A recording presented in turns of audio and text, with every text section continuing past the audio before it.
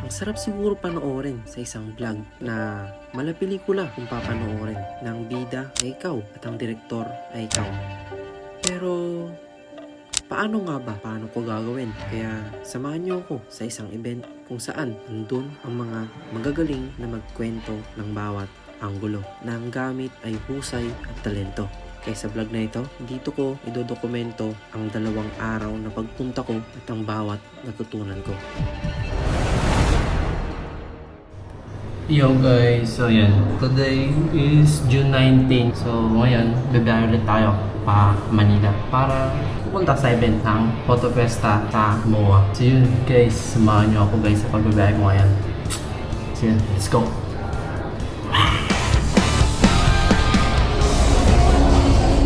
Yo guys, so karting na tayo dito sa may Pasay Terminal and then it's 4:59 PM guys. Medyo okay rin, mabilis-bilis din. Kaya ayan, pupunta tayo ngayon sa bahay ng pinsan ko kasi doon tayo mag-i-stay day ng 2 gabi siguro hanggang matapos natin yung event. So yeah, tinanong tayo ng jeep dito guys. Excuse po, pwede po magtanong yan? May sakayan dito papuntang DOST. O yun, DOST niya sa Taguig. Okay. Ito sa kabila ka, tawid ka, sakay ka na NTI. Yung DOST, Taguig yun. STI? Tawid ka rin, tawid ka. Sige. Kami sa airport na NTI, dadaanan yung Sa kabila raw tayo sasakay guys. Tatawid tayo ng overpass sa kabila. Kasi wala raw dito kung sakayan papuntang DOST. Puntang Taguig tayo guys. Let's go. Yeah.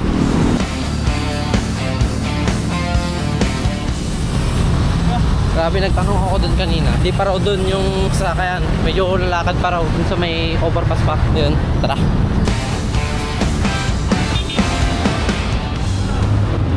Tay, pwede magtanong, saan yung sakayan ng DOST dito? Ilan lang sa labas, magabang ka. Magabang lang. Oo, makikita mo sa airport, DOST. Ah, sige. Salamat ya. Ay, dal. Hoy, dami natin pinagtanungan guys. Bang na tayo dito.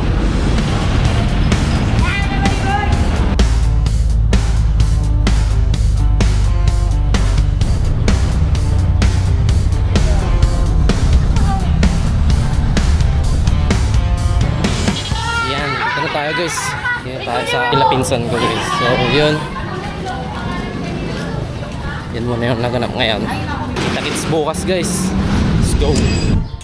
So, yo guys, it's June 20, 9:34 PM. So yeah, today is pupunta tayo ngayon sa SM MOA para umattend sa isang event ng Henry's Camera PH. So yun, samahan nyo ako dahil nagbubook pa ako ng joyride para masakyan natin pupunta doon. Ayun, meron na, may nabook na tayo guys. So yun, tara.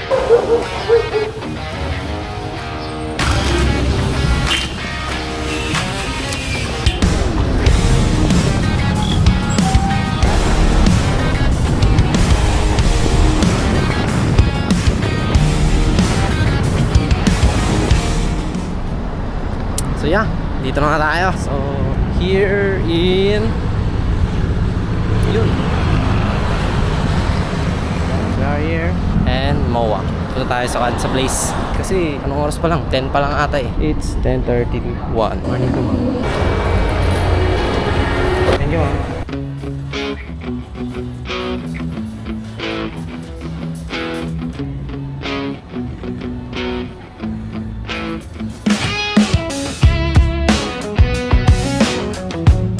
So yeah, habang naghihintay tayo ng oras, mag-start mamaya mga 11 pa yun eh. So yung gagawin natin ngayon is tingin muna tayo ng mga camera na possible nating mapag-ipunan ulit, diba? Sila try.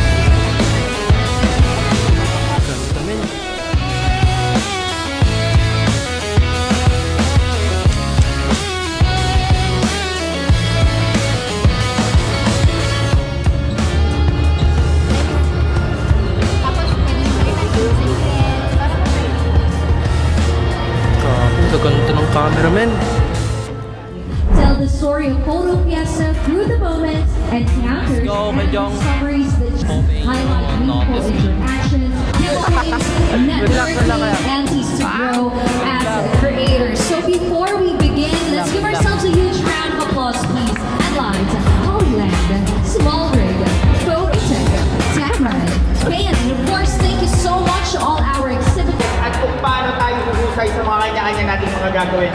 Okay? Let me introduce myself. Ako po si Joe Medina. I am a cinematographer. Student. Hobbies. Ayun, hello sir. Hello po sa inyo. So, okay.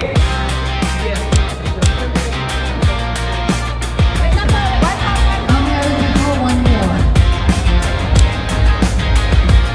Alright, thank you so much. And once again, Sir John Lindsay. So yeah, natapos din. Balik tayo bukas. So yung pan lang natin ngayon is yung sa growing light. Doon kasi tayo nagkakatalo. Doon yung talagang weakness ba. Kaya yun yung pinoposan nating isa. Dahil yun nga, weakness. Dagdagan ulit ng knowledge. It's 12:13. Kain muna tayo siguro. Pasyal muna tayo. So yun, thank you Kuya Jong. Galing mo talaga. Let's go.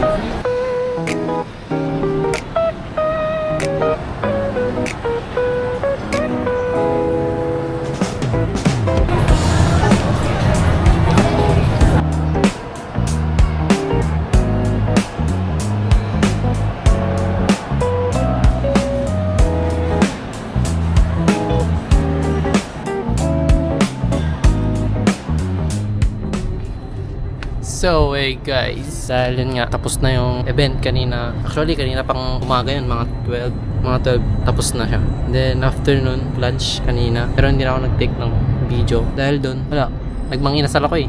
Unless yun pre eh. Hindi, joke lang. Kali, nagtambay lang ako kanina dun sa baba. Ito rin lang sa MOA. Dahil yun nga, balak natin ngayon is hintayin yung sunset or kung ganun para mapasilayan man lang dito sa rooftop. So yeah, hindi ko akalain yung ganda rito sa taas. Kaya yun, samahan nyo ako at magpasyal tayo dito sa rooftop kung ano yung makikita natin. Pero yun nga, baka hindi rin natin maikot ngayong araw kasi ngayon pa lang akong pumunta dito eh. Like matagal na ulit na hindi ako nakakapasyal dito. So yeah, dahil dyan, sa pagpunta na tayo dito, masyal tayo, di ba? Para ma-enjoy, di ba? Para pag-uwi natin ang probinsya ulit, mga bundok ulit yung makikita natin, mga bundok, mga puno ganoon. Pero dito sa syudad, mga nagtataasang mga buildings. So yeah, samahan nyo ako guys. Let's go. So yeah, ang init kasi. Ang init guys. Grabe. Ang init. Oh, tirik yung araw sa akin. Pero ito, tignan nyo. Grabe, may football court sila dito. Grabe, di ba? Nasa taas yung court. Ang galing. Sa rooftop, di ba? Ang galing, pero yun nga, ang init talaga. Mamaya na lang kasi anong oras pa lang, magpo-4 pa lang ata. Silip lang tayo saglit dun sa Manikabunan yung dagat. Guys, ang init, ang init. That's the view. At the rooftop. Dito sa rooftop guys, yun yung view niya. Yun yung pinaka-globo niya. This vlog is not for taga-Taguig or taga-Pasay or taga-syudad. Kasi yun nga, this is for taga-probinsya. Para makita nila.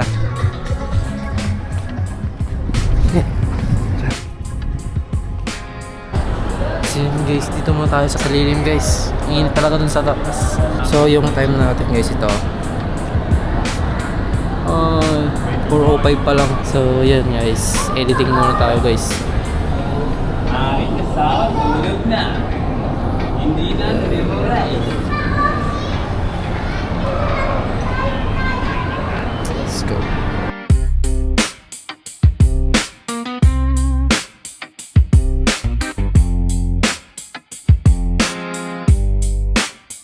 So yeah, ito yung view niya. So ngayon, magpa-5 na. So ito siya, dito sa taas.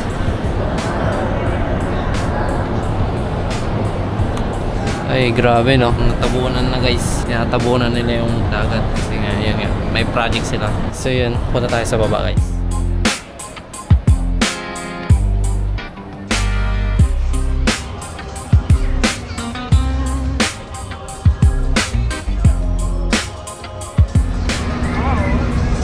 Daming tao guys, daming nakatambay. Sabado kasi ngayon eh. Mararami na naman yan bukas. Kasi family hour bukas Sunday.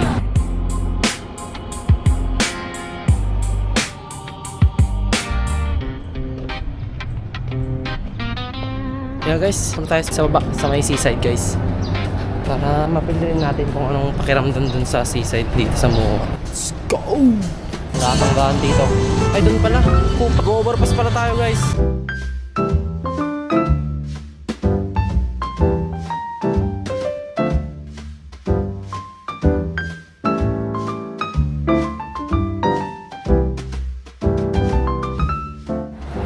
So yeah, dahil kulimlim na rin sa labas, mag-6 na rin ata eh. So it's 5:24 PM guys. Tignan natin sa labas guys, sa seaside talaga. Let's go!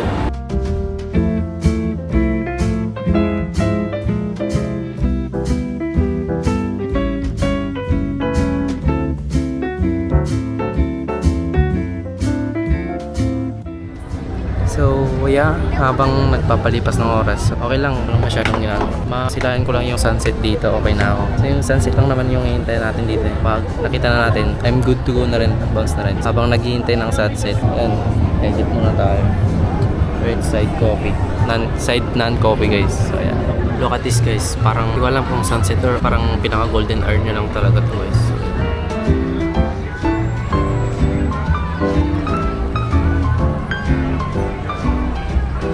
Guys, tignan natin hanggang mamaya. Anong oras pa lang naman eh, 5:57 pa lang guys. Tignan natin mamaya, hintayin natin kung may gaganda pa rito guys.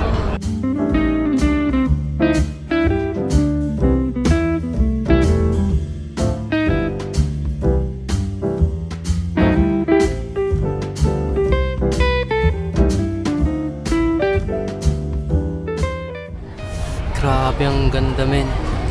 Kita nyo yun guys. Sheesh. Grabe. Ang bilis lumubog guys. So yeah guys, kita-kits sa day 2 guys. Palayan nga. Hindi pa nagsisimula yung event kasi anong oras pa lang is 11:08. Mamaya pa magsisimula yung event na pupuntahan ko or attendan ko, which is 1 to 2 PM. So ngayon, habang papalipas ng oras, edit muna ako guys habang naghihintay para may magawa rin kahit paano, diba? So yan, awarding pa lang ngayon. So yeah, time check tayo. It's 12:52. So yun, magsisimula na yung session nila Grace Team.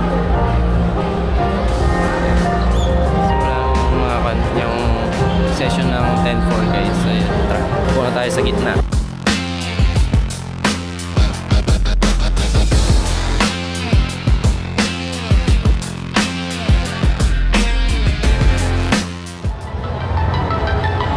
This is our topic.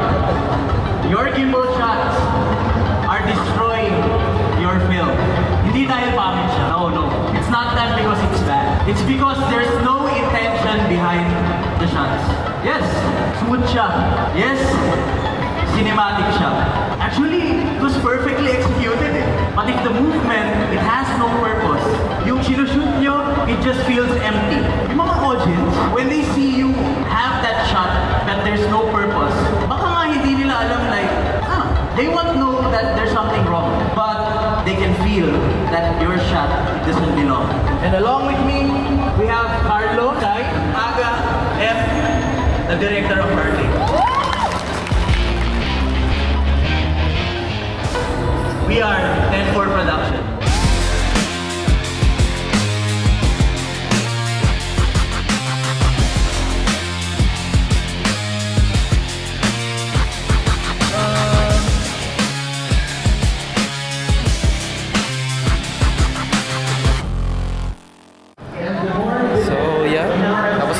session ng 10-4. So yun lang naman yung pinanta natin, yung talagang mga pinukusan natin sa lighting and yung sa storytelling. So yeah, that's good na siguro guys.